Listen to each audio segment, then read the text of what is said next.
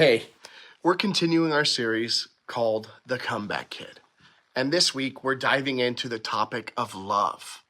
We can all agree that our culture is obsessed with this idea of love. But today we're talking about a different kind of love.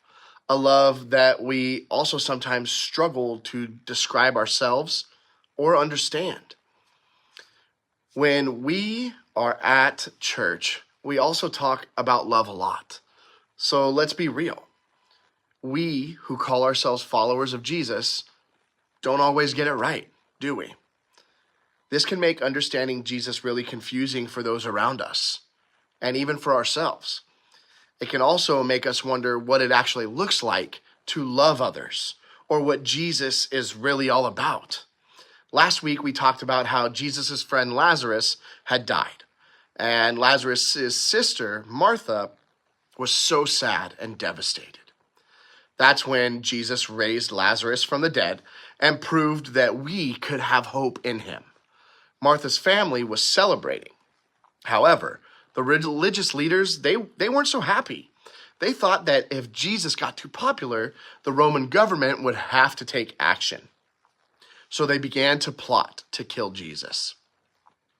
This is when Jesus and his closest friends decided to hang out in a small town in the middle of nowhere. Soon after they went there, it was time to celebrate the Passover, which meant Jesus would need to head back to the city. Well, Jesus showed up riding a donkey, which was actually a huge statement. An important person in Jewish history named Zechariah had said that the future king of the Jewish people would do just that, arrive in town on a donkey. And the people there that day knew it. That's why people who watched him enter the city celebrated and called him the King of Israel. Something else happened that was surprising.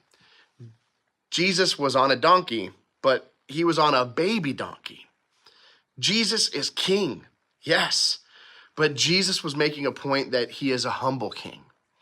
After that, what Jesus decided to do next was huge.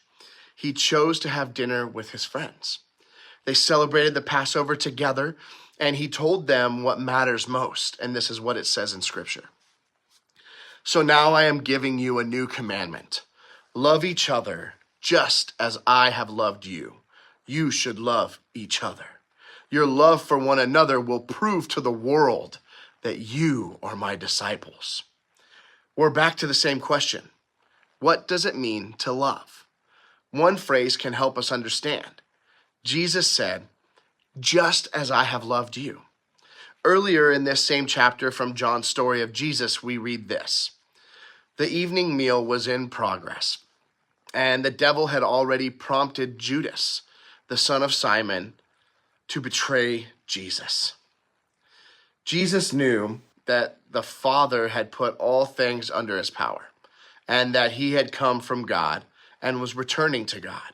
So he got up from the meal, took off his outer layer of clothing, and wrapped a towel around his waist.